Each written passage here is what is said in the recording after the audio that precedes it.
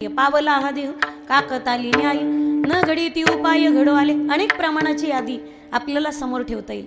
मनुष्य जन्म मिळणं हे अतिशय दुर्लभ आहे. माईबाप आपल्याला भाग्याने मानवी देह प्राप्त झाला हे आपलं परम भाग्य. एकदा मिळालाय ना जीवन इतकं चांगलं जगायचं. माईबाप आपण मेल्याच्या नंतर कावळा पिंडाला शिवलाच नाही पाहिजे तर शिवून लोळला पाहिजे पिंडाभोवती. इतकं चांगलं जगा. दिवसभर एवढे कष्ट करा की रात्री सुखाने झोप घेता आली पाहिजे. 4 महिने एवढे कष्ट करा निदान 8 महिने सुखाने बसून खाताच आलं पाहिजे. तारुण्यात एवढे चांगले जगा की म्हातारपण आनंदात गेलं पाहिजे. आणि या जीवनात एवढा परमार्थ करा की पुन्हा एकदा या साधू संतांच्या आणि ज्ञानोबा तुकोबारायच्या भूमीत आपल्याला जन्म भेटला पाहिजे. एवढे चांगले जगा. देह वेगळाच आहे माईबाप. इतकं चांगलं जगायचंय. कोरोनात आमच्या समोर पाहता पाहता माणसं मिली. पाहता पाहता माणसं मिली. काहींनी माळा घातलेल्या काढून टाकल्या, काहींनी भीतीने घातल्या. काही लागत नाही रे माझ्या पांडुरंगाला जास्तीचं. एक वाक्य लक्षात घ्या माईबाप, काळजात उतरून घ्या. वाईट वागायला ना वाईट वागावं लागतं. चांगलं जगणं सरळ जीवन जगणं इतकं सोपं आहे. बस विविध सायास करायची गरजच नाही. जियो तो ऐसा जियो की तुम्हारी जीने से हजारो जी. जियो. काही आवडलं तर टाळी वाजवायची मेहरबानी करी जा. तुम्ही खाली बसलेले तेवढेच करू शकतात. काय श्रोते वक्त्याने कधी टाळ्या मागू नये. पण श्रोते जर कंजूष असतील मग टाळ्या काय सारेच मागून घ्यावं. ढल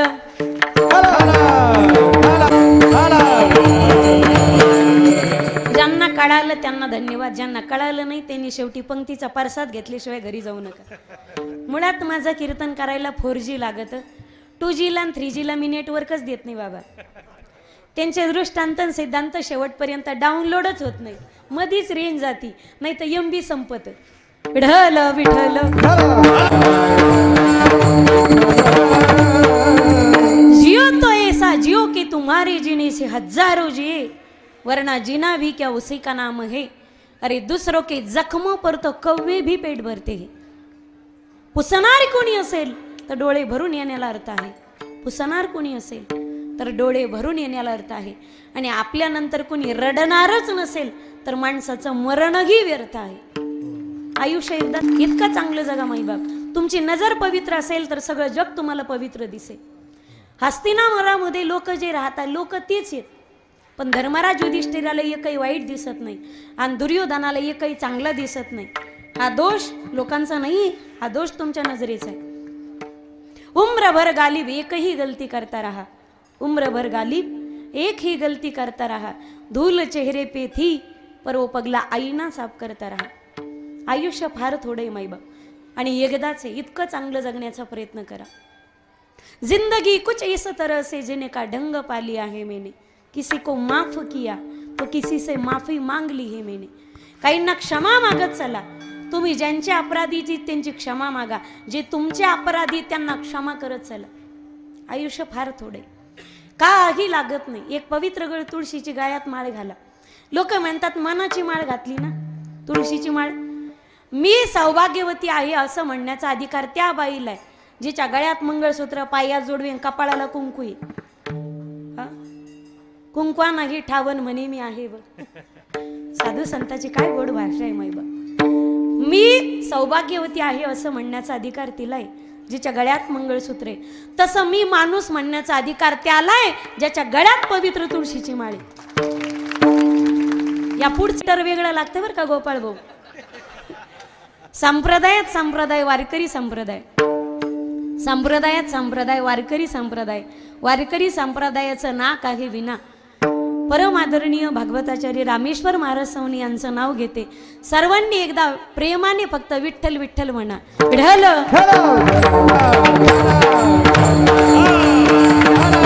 हिऱ्या मोत्यानं सजला जातो श्रीमंताचा बालाजी.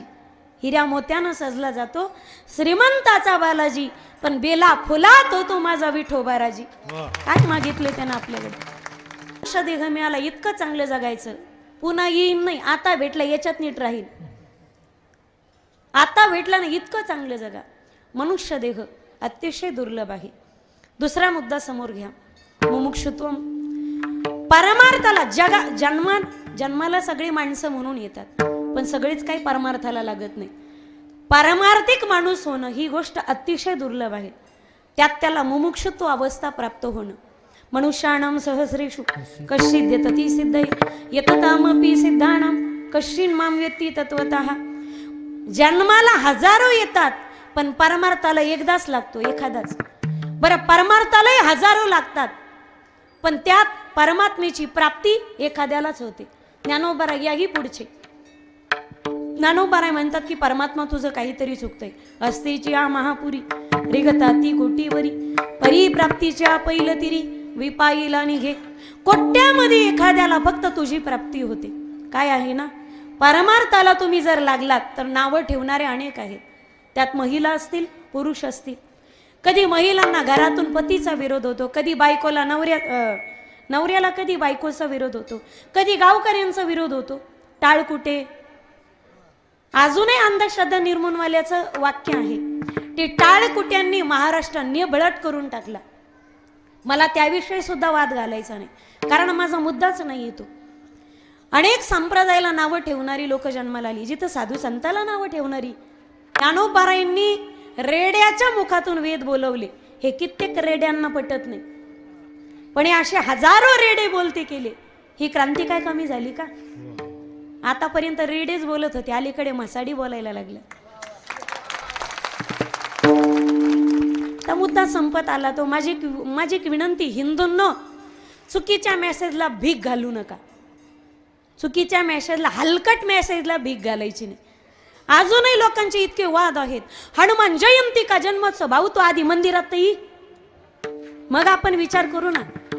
आमच्या पिढ्या गेले येते हनुमान जयंती करता करता, हनुमान जन्मोत्सव साजरा करता करता आमच्या पिढ्या गेले तिथे. अजूनही साधू संतावर, संत परंपरेवर अजूनही माझं एक वाक्य लक्षात घ्या. 4 पुस्तकं वाचून आध्यात्मिक तुमच्या शंकांचं निरसन होऊ शकत नाही. यासाठी परंपरेने वारकरी व्हावं लागतं, तर शंकाचं निरसन होतं. मन में सच्ची श्रद्धा और विश्वास हो तो कंकर में भी शंकर दिखाई देता है. मन में सच्ची श्रद्धा और विश्वास ना हो तो शंकर में भी कंकर दिखाई देता है. परमार्थ हा ज्ञानाचा नाही, हा अंतःकरणाचा आणि श्रद्धेचा विषय आहे. विढल. परमार्थाला लागलात काय होतं? काहीच व्होल्टेज कमी जास्त झालं का त्यांचे बल्ब उडत येत. कळते ना माझी भाषा? परमार्थ करत असताना दुःख कमी जास्त झालं की मग त्यांचा ध्येयापासून ते बाजूला जातात. मुमुक्षु या अवस्थेपर्यंत पोहोचत नाही.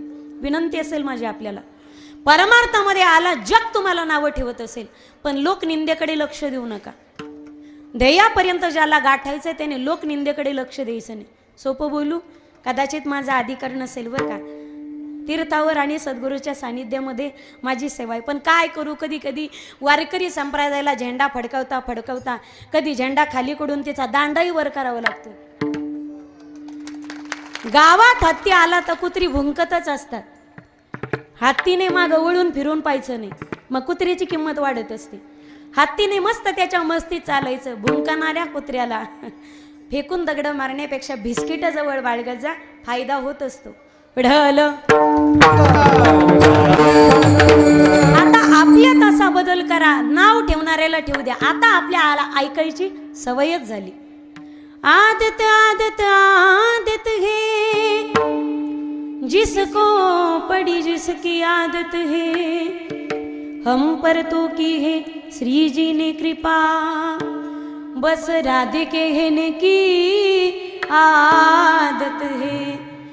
राधे राधे राधे कहने की आदत सी हो गई. राधे राधे राधे कहने की आदत सी हो गई. राधे राधे श्री राधे जय हो. आदत सी हो गई.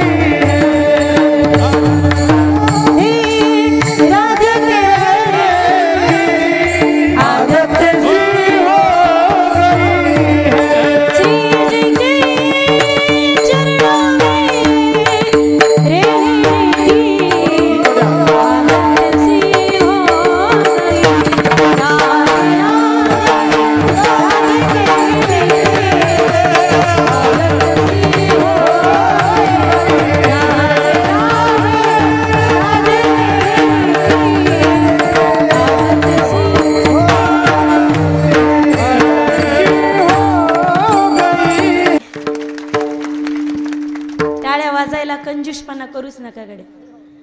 एकदा काय झालं, पूज्यपाद श्री मोरारी बापू, विको कमी करा दादा, म्हणजे देऊ नका. एका खालून श्रोत्या मंडळीतून एक चिठ्ठी गेली स्टेजवरती आणि चिठ्ठीत असं लिहिलेलं होतं, बाबा बापू आप पागल, आपके चेले पागल, आप सभी पागल. हसू आलं पूज्यपाद श्री मोरारी बापू यांना. आणि बापूंनी त्या भक्ताच्या, त्या श्रोत्याच्या प्रश्नाचं उत्तर इतकं गोड वाक्यामध्ये दिलं. कान उंच करून ऐका गड्या. परमार्थाला लागल्यावर तुम्हाला फार रट्टी गट्टी सोसावी लागतात असं वाटतं ना तुम्हाला. एकदा हे वाक्य त्याने आपल्या काळजामध्ये उतरून घ्यायचं. अब मुझे पागल या दीवाना ही कहे, बीती बातें दोहराने की आदत सी हो गई, राधे राधे राधे कहने की आदत सी हो गई. एकदा काय झालं, पूज्यपाद सांगितलं, आप पागल, आपके चेले पागल, आप सभी जन पागल. बापूने इतकं गोड उत्तर दिलं, इन बिगड़े हुए दिमाग में अमृत के लच्छे है, इन बिगड़े हुए दिमाग में अमृत के लच्छे है, हमें पागल ही रहने दो, हम पागल ही अच्छे. आणि विको नकोय नाही आलं. वृंदावनामध्ये तरी एका पागलांची टोळीच होती. मागच्या वर्षी त्यांचं निधन झालं. रसिका पागलजी महाराज. आणि भक्तीला लागलात ना तर पागल व्हावं. इकडे येडे शहाण्याचं कामच नाही. इकडे हे सारे येड्याचंच काम आहे. जे संसाराच्या लायकीचे नाही ते परमार्थात योग्यतेचे. विढल परमार्थाला लागल्यानंतर अनेक रट्टे घट्टे सोसावे लागतील, पण तरी सुद्धा ध्येयापासून जो पदच्युत होत नाही आणि जो मोक्षाच्या रेषेवरती येतो, मोक्ष रेखे आला भाग्ये विनटला साधूचा अंकिला हरिभक्त. आणि पुढची अवस्था सांगितली, महापुरुष संशय हा साधू भेट अत्यंत दुर्लभ आहे. चंद्रामृत सुखे सेववेल, पंढरीनाथ गुरुजींनी मागाशी दिलेलं प्रमाण. चंद्रामृत सुखे सेववेल, असता जाता रवी धरवेल, बाई घेडा सागर तरवेल, परी त्या साधूची भेटी न होईल गा, व्याघ्र सिंहाची दूध जोडे, शेके चंद्रामृत हाता चढे, परी घरी प्रियाची भेटी ना तोडे, हे दुर्लभ भाग्य गाडे मनुष्या. तात मिली पुणी मात मिली, सुत भ्रात मिले मन वांछित पाय, लोक मिले सुर लोक मिले, विधि लोक मिले, वैकुंठ ही जाय, सुंदर और मिले सब ही सुख, पर संत समागम दुर्लभ भाई. संत समागम हा अतिशय दुर्लभ आहे. श्री राधे बाबा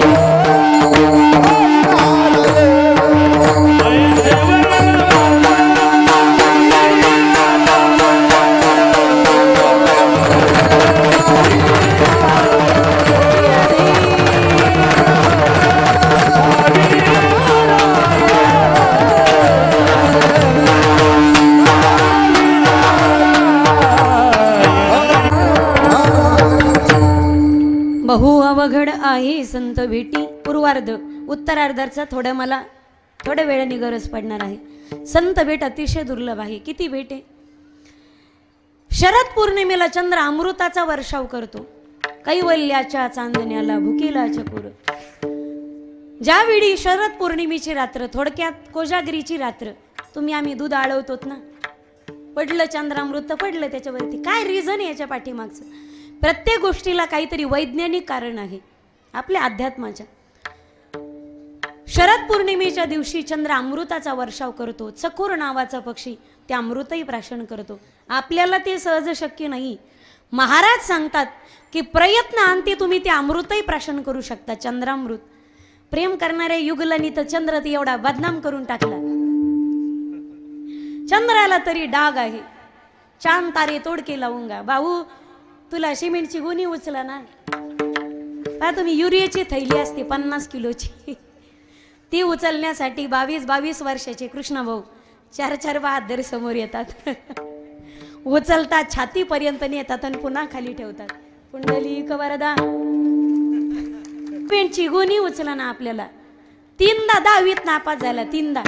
एवढी निष्ठा येणे. वर्ग सोडला नाही, बेंच सोडली नाही.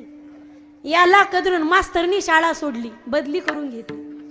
आणि तो म्हणतो चांद तारे तोडके लावूंगा. पानसटपणा केलाय, पानसटपणा. चंद्रामृत सुखे सेववेल. चकोर नावाचा पक्षी ते चंद्रामृत धारण करतो, प्राशन करतो. सामान्य व्यक्तीला शक्य नाही, पण प्रयत्नांती तुम्ही चंद्रामृतही प्राशन करू शकतात. असता जाता रवी धरवेल. आस्तमानाला जात असताना सूर्य आणि सूर्योदयाचा सूर्य रोखून धरणं ही गोष्ट अत्यंत कठीण आहे. पण भारतामध्ये 2 पतिव्रता अशा होऊन गेल्यात. शांडिल्या, उर्मिला. एकीने सूर्यास्ताचा सूर्य थांबवला आणि एकीने सूर्योदयाचा सूर्य थांबवला. प्रयत्नांती तुम्ही प्रयत्न साध्य करू शकतात, पण साधू संताची भेट प्रयत्नाने प्राप्त होणारी गोष्ट नाही. वाघाचं आणि सिंहाचं दूध काढणे ही गोष्ट अत्यंत कठीण आहे, पण पराक्रमी पुरुष असेल तर तेही साध्य करू शकतो. आणि या महाराष्ट्रामध्ये छत्रपती शिवरायांसारखे पराक्रमी पुरुष होऊन गेले की ज्यांनी एका वाघिणीचं सुद्धा दूध काढलं. मी थोतांड सांगणार नाही तुमच्या समोर, याला इतिहास साक्षीदार आहे. फक्त माझ्या बोलण्याचा विपर्यास कोणी करू नका. मी काय बोलते याची मी पूर्ण जबाबदारी घेते. तुम्ही काय ऐकता याची जबाबदारी मी स्वीकारत नाही. इतिहास साक्षीदार याला. राजांना गोष्ट कळाली की सज्जनगडावरती समर्थांचं पोट दुखतंय. तात्काळ राजे गेले, वैद्यांशी चौकशी केली. वैद्यराज औषधी नाहीये का? राजे औषधी आहे, पण ज्याच्यात औषधी घ्यायची ते पाहिजे वाघिणीचं दूध. राजांनी सांगितलं, वैद्यराज वाघिणीच्या दुधाची चिंता तुम्ही कशाला करतात? तुम्ही फक्त औषधी तयार ठेवा, वाघिणीच्या दुधाची व्यवस्था मी करतो. काय करावं राजांनी? घोड्याला टाप मारली, सह्याद्रीचा उंच कडा गाठला. सकाळचा 8-8:30चा प्रसंग. भगवान सूर्यनारायणाची उगवलेली किरण, कवळं कवळं डोंगरावरचं गवत आणि त्यावरती कोवळे सूर्यनारायणाची पडलेली किरण. राजे विचार करू लागले, मला आता वाघीण नेमकी भेटेल कुठे? पण सायन्समध्ये त्याला टेलिपॅथी म्हणतात, दूरमनु संप्रेषण. पहा, तुम्हाला एखादा माणूस जर तुमची आठवण काढत असेल तर त्याच्या नावाच्या आपल्याला गुचक्या लागतात. मला लागली कुणाची? पुढचा आगाऊपणा करू नका बरं का. ही टेलिपॅथी असते, दूरमनु संप्रेषण. ज्यावेळी एखाद्या वस्तूची उत्कट इच्छा तुम्ही तुमच्या मनात व्यक्त करता, त्यावेळी ती वस्तू आपहून तुमच्या जवळ येते. वाघिणीच्या दुधाबद्दलची उत्कंठा राजांच्या मनात वाढली. परिणाम तसा घडला. त्या वाढलेल्या गवतातून 2 वाघिणींचे बछडे राजांना येताना दिसले. राजे विचार करू लागले, ज्या अर्थी बछडे येताना दिसतात त्या अर्थी वाघीण इथेच कुठेतरी असावी. राजांनी काय केलं? म्यानातली तलवार काढली, सर्र दिशे तिचा आवाज केला. तोपर्यंत झोपलेली वाघीण जागी झाली. कोणीतरी मनुष्य माझ्या बछड्यांवरती वार करतोय. विस्पारलेल्या डोळ्याने क्रोधायमान झाली, लाल बुंद डोळे झाले, आवेशात डरकाळी फोडली आणि राजाच्या अंगावरती झेप घेणार. एवढ्यात राजाने काय केलं? हातातली तलवार घेतली, तिच्या अंगावर फेकली. ती वाघीण अलीकडे जागेवर उभी राहिली, स्तब्ध झाली. आणि त्या ठिकाणी राजांनी एका वाघिणीशी संवाद केला. याला इतिहास साक्षीदार आहे. राजाला जाणता का म्हटलं जातं? ज्याला आपल्या राज्यातील प्रत्येक व्यक्तींची नाही तर प्राणी मात्रांची आणि जीवजंतूंची भाषा सुद्धा कळते. भक्ती अपराधो सर्वत्र स्वामिनो दंडेक्षी येते. त्याला जाणता या पदाची उपमा दिली जाते. कोणालाही जाणता शब्दाची उपमा दिली जात नाही. नको ते लोक अलीकडे आलेत आणि कोणालाही जाणता शब्दाची उपमा दे, हे धादांत चुकीचं आहे. माझं कोणत्याही राजकारणाविरोधात मी माझं वक्तव्य नाही, पण स्तुती करण्यायोग्य असेल आणि उपमा देण्यायोग्य असेल तरच माणसाला उपमा देत चला, अन्यथा आपल्या वाणीचं तप घालू नका गड्या जीवनात. जाणता का म्हटलं जातं. राजाने तलवार फेकली, ती वाघीण अलीकडे स्तब्ध झाली. राजाने संवाद केला, बाई तुझं माझं वैर नाही. ती अलीकडेच थांबली. अरे बाबा माझी भाषा बोलतोस, नेमका आहेस तरी कोण तू. राजांनी सांगितलं, या देहाला शिवाजी असं म्हणतात. रडू लागली ती वाघीण. राजा आम्ही स्वतः प्राण्यांमध्ये चर्चा करतो, भाग्यवान आहोत आम्ही, या महाराष्ट्रात आमचा जन्म झाला. भाग्यवान समजते रे राजा. तो आज राजा मी माझ्या दृष्टीने पाहते. बोल राजा काय सेवा करू. तू आज माझ्या घरी आलास ना, कारण वन हे वाघिणीचं घर आहे ना, प्राण्यांचं घर. बोल राजा काय सेवा करू मी. राजांनी सांगितलं, बाई काम तसं मोठं नाही, श्री गुरूंचं पोट दुखतंय आणि औषध घेण्यासाठी मला तुझं दूध पाहिजे. राजा सुवर्ण पात्र आणलंयस का रे. मला माहिती आहे ना, घेऊन आलोय मी. वाघिणीचं दूध एवढं तीक्ष्ण आहे, एवढं धारदार आहे की इतर पात्रांना छिद्र पाडून ते जमिनीत निघून जातं. शिक्षण हे सुद्धा एक वाघिणीचं दूधच आहे बरं का. जो जो हे प्राशन करेल तो गुरगुरल्याशिवाय राहणार नाही. आणि खरा अधिकार आम्हाला ज्ञानोबा तुकोबारांनी दिला. त्यानंतर मग महिलांना अधिकार श्री संतांनी दिला आणि त्याच्यानंतर शिक्षणाचा अधिकार फुले दाम्पत्यांनी सगळ्या महिला वर्गांना दिला. शिक्षण एक वाघिणीचं दूधच आहे. मी सुवर्णपात्र घेऊन आले. रडू लागली ती वाघीण. राजा माझ्या जीवनात एक कमतरता आहे रे. त्रेतायुगामध्ये प्रभू श्री रामचंद्रांनी 24 प्राण्यांना शाप दिले, त्यातली मी एक वाघीण. मला रामप्रभूचा असा शाप आहे, जोपर्यंत तुझे बछडे तुला स्तनपान करत नाही तोपर्यंत तुझ्या स्तनातून दूधच येणार नाही. मला जर रामाचा शाप असेल तर माझं दूध कसं देऊ मी तुला. रडू लागली. क्षमा कर रे राजा, माझं दूध मी तुला देऊ शकत नाही. राजांनी सांगितलं, तू त्याची चिंता करू नकोस, ते काढायचा मी प्रयत्न करेल. काय आत्मविश्वास असेल राजांमध्ये, कमालीचा आत्मविश्वास.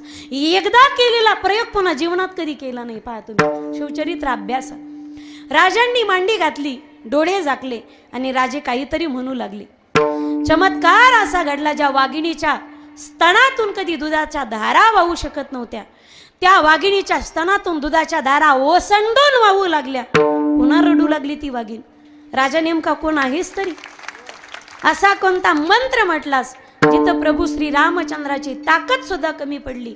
त्यावेळी छत्रपतींनी सांगितलं, मी कोणतेही मंत्र म्हटलो नाही, तर मला माहिती होतं जगातला चमत्कार जी गोष्ट घडून आणू शकत नाही, तो चमत्कार घडून आणण्याची ताकद माझ्या जगद्गुरु तुकोबाराच्या अभंगामध्ये. जगद्गुरु तुकोबाराचा अभंग गायला आणि जगातला सगळ्यात मोठा इतिहास घडला. राम तुकाराम दो नाम एक अंग, उनका सेतू भंग गया पर इनका सेतू अभंग. वाघाचं सिंहाचं दूध काढणं ही गोष्ट अत्यंत कठीण आहे, पण छत्रपती शिवरायांसारखे पराक्रमी वीर असतील तर प्रयत्नांती तुम्ही वाघाचं सिंहाचं दूधही काढू शकतात. पण साधू संताची भेट ही प्रयत्नांनी साध्य होणारी गोष्ट नाही. बाह्य हेळा सागर तरवेल, समुद्रातून तरुण जाणं ही गोष्ट अत्यंत कठीण आहे. जय हो. क्या बात है.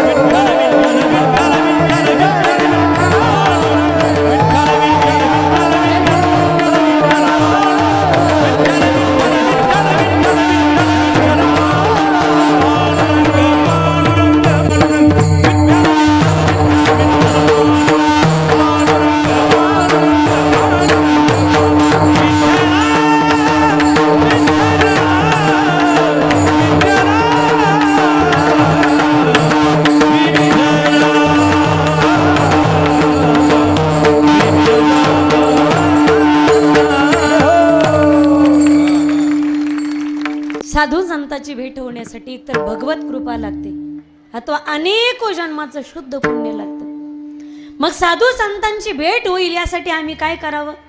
महाराज सांगतात त्यांना शोधत फिरू नका, कारण साधू संत येतीलही, सानिध्यात राहून जातीलही, पण तुम्हाला संत भेटीचं महत्व न कळल्यामुळे अवमूल्यन होईल।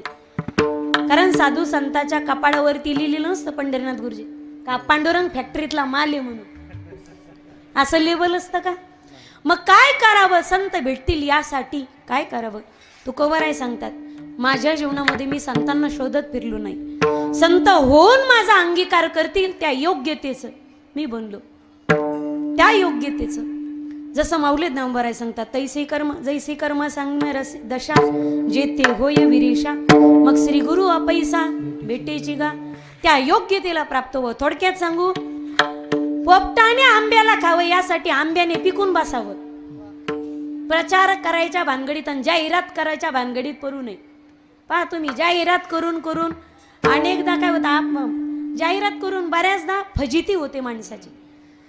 जाहिरात न करता, साधू संतांना न शोधता त्या योग्यतेचं मी बनलो, त्या योग्यतेचं मी बनलो नाही। एक दिवस गंगेच्या स्नानाकरता जात असताना सापडविले वाटे, जाता गंगा स्नाना मस्तकी तो जाना, ठेविला कर भोजना मागती तूप पावशेर, पडिला विसर स्वप्ना माझी। एक दिवस गंगेच्या स्नानाकरता जात असताना श्री गुरु संतांनी मला आप होऊन सापडलवलं। ज्यावेळी त्यांची मला भेट झाली त्याच वेळी मी त्यांच्या चरणांना मिठी मारली। त्यांनी माझ्या मस्तकावरती वरदहस्त ठेवला, बाबाजी नाव सांगितलं आणि कानामध्ये रामकृष्ण हरी मंत्र दिला। ज्यावेळी संतांची वेळ झाली त्यावेळीच मी त्यांच्या चरणांना मिठी मारली। तो काळ, ती वेळ, ती संत भेट माझ्या जीवनातील धन्य आहे। धन्य काळ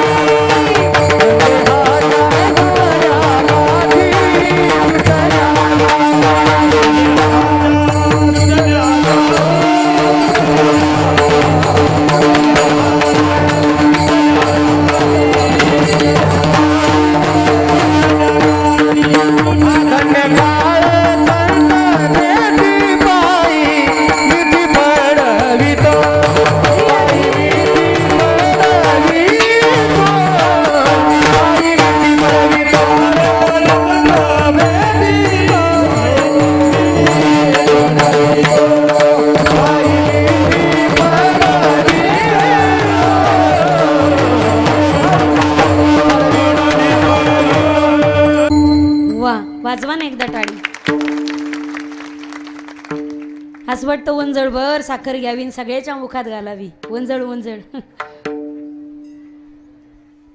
गातात सगळे माईबाप, पण थोडाच आवाज अंतःकरणाला स्पर्श करून जातो। मग गायक अनेक असतील पण हास्य नाही बर का। इंद्रो वादिन मृदंग, या ठिकाणी भक्ती ज्ञान वैराग्याचा पाऊस आहे गड्या। त्रिवेणी संगमावरती प्रल्हाद स्थालधारी तरलगती तयाच्या उद्धव कांसेधारी, विनाधारी स्वरर्षी स्वर कुशलतया, राग करता अर्जुनो भूतो इंद्रो वादिन मृदंग। जणू इकडे कृष्णा महाराज आणि इकडे उद्धव महाराज, उद्धव आणि कृष्ण काय जोड लागली गड्या। इंद्र वादीन मृदंग जय जय सुकरा कीर्तनंते कुमारा यत्राग्रे भाव भक्त्या सरस रचना व्यास पुत्रो बभू. वादक अनेक असतील पण आश्य नाही. बाकीचे धन्य काळ संत भेटी पायी मिठी पडली तो. माझ्या जीवनामध्ये तो काळ धन्य आहे की ज्या काळामध्ये मला संताची भेट झाली. संत भेट जीवनामध्ये अतिशय दुर्लभ आहे आणि गरजेची पण आहे. एक विनंती असेल माझी माईबाप, पूज्यपाद श्री डोंगरेजी महाराजांना कलियुगामध्ये शुकाचार्य म्हटलं जातं.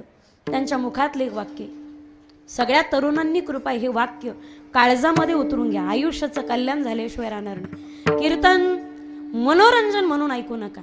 कीर्तन is not entertainment but kirtan is inter maintenance. कीर्तन हे मनोरंजनाचं साधन नाही तर ते मनोमंथनाचं साधन. पूज्यपाद श्री डोंगरेजी महाराज यांच्या मुखातले वाक्य, जेवढा तरुण वर्ग या ठिकाणी, संगत बुरी बला आहे, संगत का रंग लग जाता है. ज्याला जीवन समृद्ध करायचे त्याने रात्रीचे मित्र कमी करायचे आणि सकाळचे मित्र वाढवायचे. रात्रीचे मित्र जीवन उद्ध्वस्त करतात, सकाळचे मित्र जीवनाला दिशा देणारे असतात. फायदा झाल्याशिवाय राहणार नाही. के पीछे भागती और फिर कहती की धोका हो गया. कधी गाथा ज्ञानेश्वरीची, ज्ञानोबा तुकोबारायची, हरिपाठाची संगत करून पहा, आयुष्याचं कल्याण झाल्याशिवाय संगत सज्जन की कर ले, संगत सज्जन की कर ले, संगत सज्जन की कर ले, संगत सज्जन की कर ले,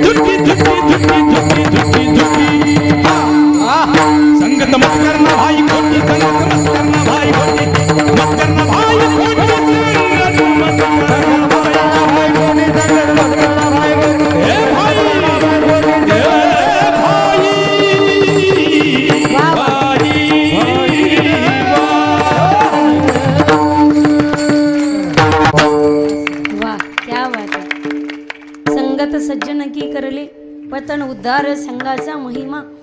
एक मुलगा ताडाच्या झाडाखाली उभा होता. ऐकताय ना तुम्ही? एक मुलगा ताडाच्या झाडाखाली उभा होता, ग्लास मध्ये दूध घेऊन पित होता. येणारे जाणारे पाहणारे त्याच्याकडे पाहून काय म्हणतील, हो कशाच्या झाडाखाली उभा आहे, काय पितोय, दूध पितोय असं म्हणतील का? काय पितोय? दूध पिऊन सुद्धा ताडी प्यायल्याचा का आरोप आला? झाडाखाली उभा राहिलास तर बदनाम झाल्यास.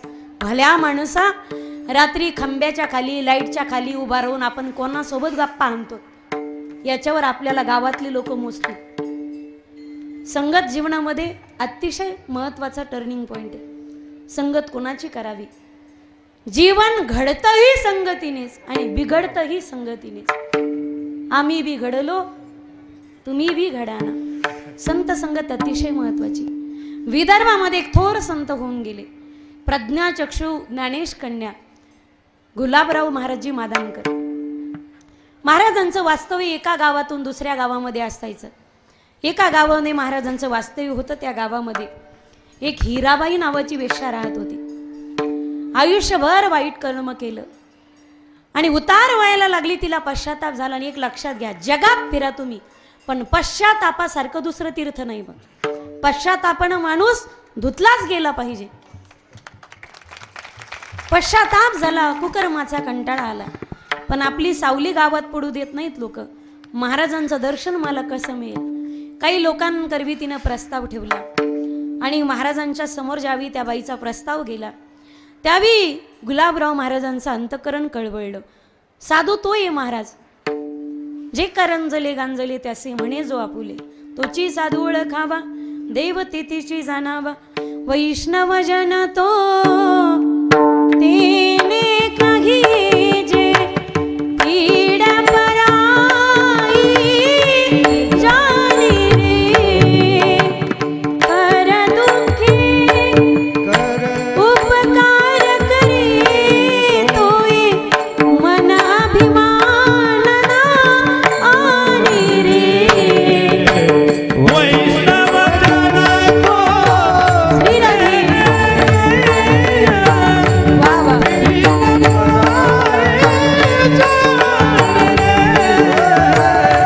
वैष्णव जन तो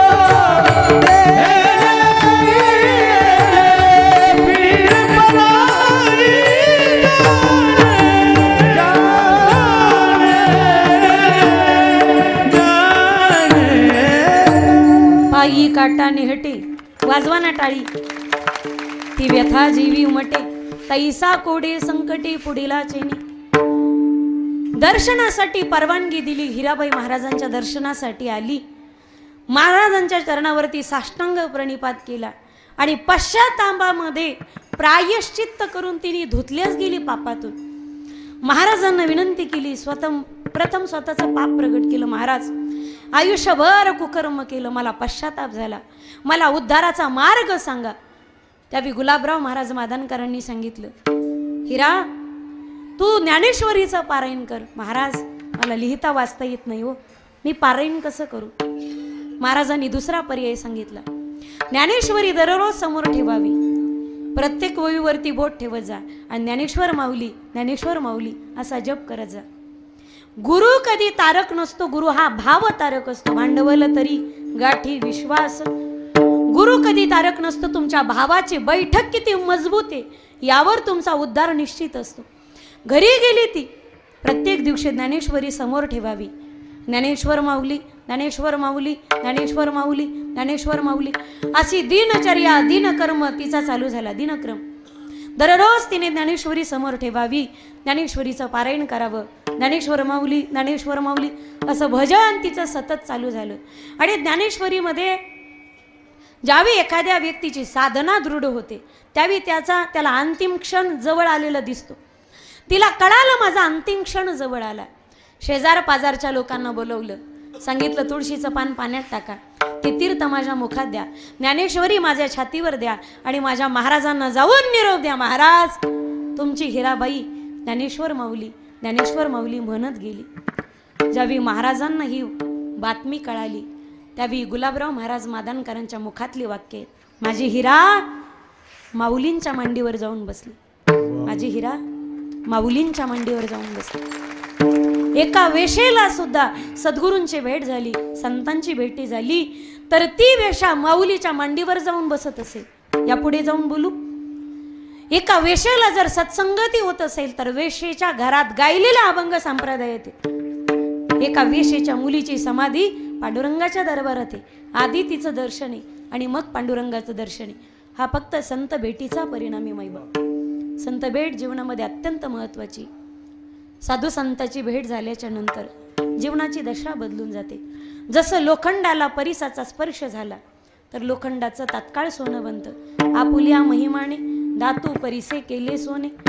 पण त्या परिसात एक कमतरता आहे. परीस लोखंडाला सोनं बनवू शकतो पण परीस लोखंडाला परीस बनवू शकत नाही. या पुढचे साधू संत आहेत. 18 पगड जाती धर्माच्या व्यक्तीला वारकरी संप्रदायामध्ये विश्व माऊली ज्ञानोबारायांनी शिष्यत्व नाही तर संतत्व प्रदान केलं. सोनं नाही तर परीसच करून टाकलं की ज्यांच्या स्पर्शाने आज या जीवाचं सोनं होतंय. म्हणून पृथ्वी निर्माण झाल्या, पण विश्वमाऊली ज्ञानोबा एवढा श्रेष्ठ संत जगाच्या पाठीवरती नाही. सर्व जाती धर्माचा भेदभाव बाजूला ठेवून 18 पगड जातीच्या लोकांना संप्रदायात प्रवेश देणारा फक्त मातृत्वाच्या अंतःकरणाचा वारकरी संप्रदाय माईबा. वारकरी संप्रदाय नारे वारकरी. ज्यावेळी साधू संतांची भेट माझ्या जीवनामध्ये झाली, धन्य काळ संत भेटी, त्यांच्या चरणांना मी मिठी मारली. पायी मिठी पडली तो. बरं, या संत भेटीचा परिणाम आणखी काय झाला? संदेहाच्या सुटल्या गाठी, संदेहाच्या सुटल्या गाठी, संदेहाच्या सुटल्या गाठी, संदेहाच्या सुटल्या गाठी. झालं मोठी शीतळ, झालं मोठी शीतळ, झालं मोठी शीतळ,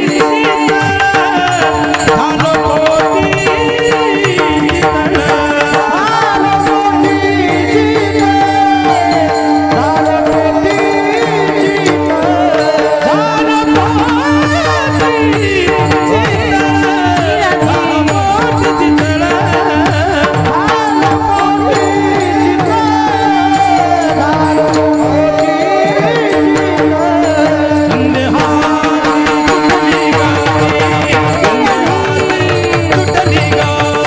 झालं मोठी शीतळ,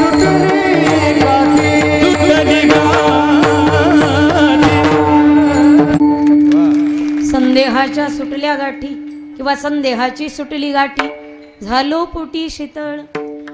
दूध नाचण्यासाठी एकही मिठाचा खडा पुरेसा आहे, आणि अख्खा पुडा टाकला काय आणि एक खडा टाकला काय, दुधाचा सत्यानाशच होणार आहे. तसं पारमार्थिक अथवा प्रापंचिक जीवनामध्ये एक जरी संदेह निर्माण झाला तर चांगले संसार उद्ध्वस्त होतात आणि पारमार्थाचं सुद्धा वाटोळं होतं.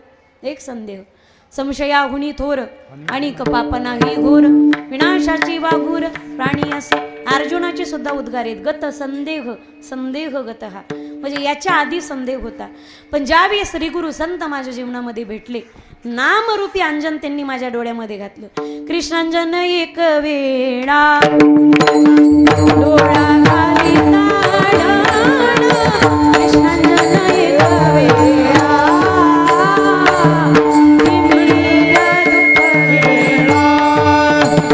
डोळा घालिता कृष्णांजन एक वेळा,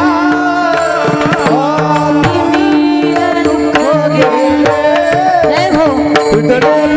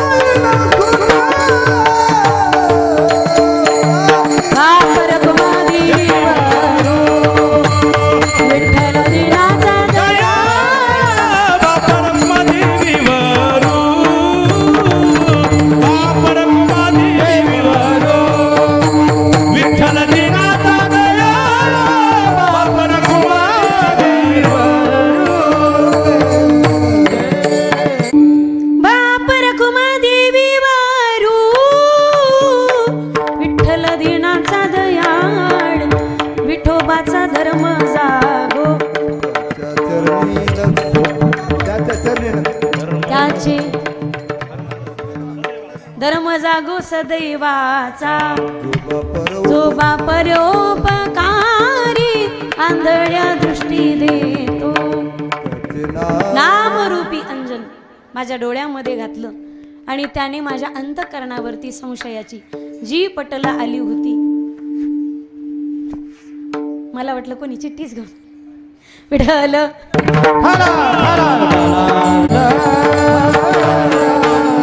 संदेहाच्या सुटल्या गाठी, झालो पोटी शीतळ. संदेह जीवनामधला गेला, संदेहाच्या गाठी गेल्या. आणि काय आहे ना महाराज, बाहेरच्या गाठी असल्या तर सुटतात. कळतंय ना तुम्हाला? मोकळे असं जगाला एखादीशी पुटकून मरून जातात. असं म्हणतात जे मोकळे असतात ते मोकळ्या मनाचे असतात, जे गालातल्या गालात असतात ते प्युअर आतल्या गाठीचे असतात. वरच्या गाठी सोडता येतात हो, पण आतल्या गाठी सुटतच नाही. माझ्या पोटात शीतळता प्राप्त झाली, झालो पोटी शीतळ, माझा वेळ संपत आला. तिसऱ्या चरणाचा अर्थ सरळ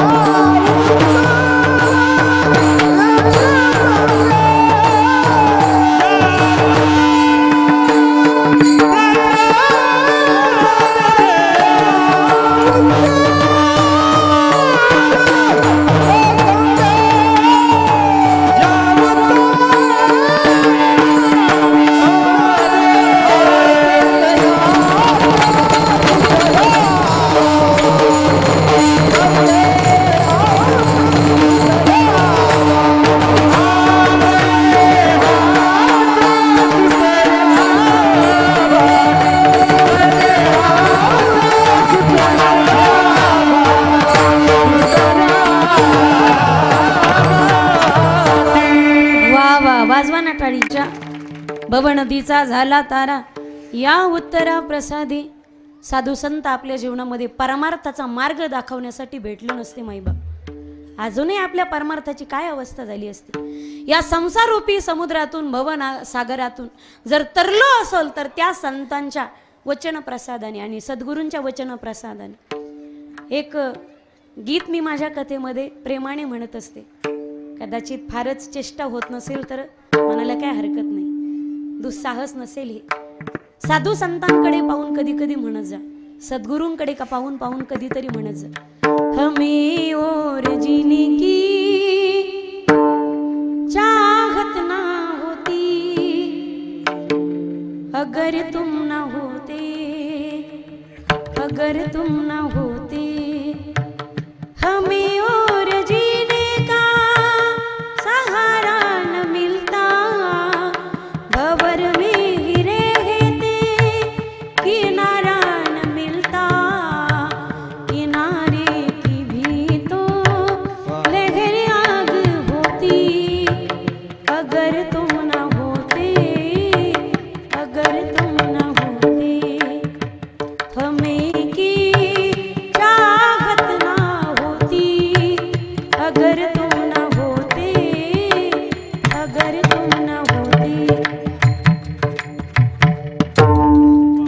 भवसागर तरता कारी करी तसा चिंता, कटी कर ठेवून या आग लगी आसमान में सर सर गिरे अंगार. अगर संत ना होती दुनिया में तो जल जाता संसार. ज्ञानोबा तुकोबराय जर महाराष्ट्राच्या भूमीला प्राप्त झाले नसते तर मला वाटतं अजूनही पाखरं धरून भाजून खायची वेळच आपल्यावर आली असते. धरा धरा धरा मारा मारा मारा काय असते, अजूनही काऊन डळच असतो आपण, अजूनही रानटीच असतो, अजूनही आपण आदिवासीच असतो, वनात फिरणारे. परमार्थाची काय बिकट अवस्था असते माईबाप. पण महाराष्ट्रात परमार्थाचा कळच झाला तो फक्त सांप्रदायिक संतांमुळे, फक्त सांप्रदायिक संतांमुळे. उपकार आहेत त्या साधू संताचे. भव नदीचा झाला तारा या उत्तरा प्रसादे. संदेहाच्या सुटल्या गाठी झालो पोटी शीतळ. एकदा मोठ्या प्रेमाने हात वरती घ्या ना. मातृवर्ग पिता शिवाय ओम नमः शिवाय.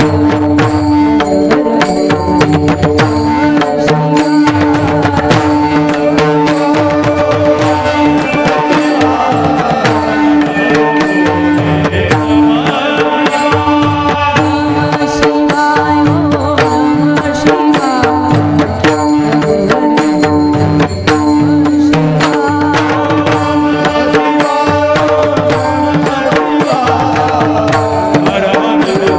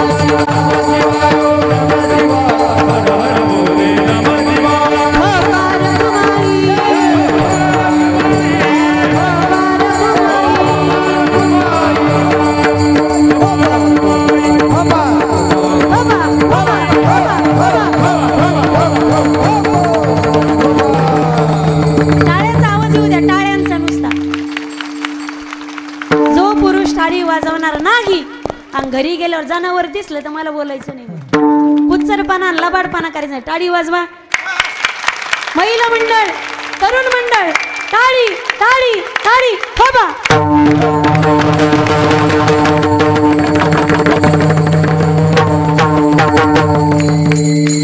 टाळी टाळी.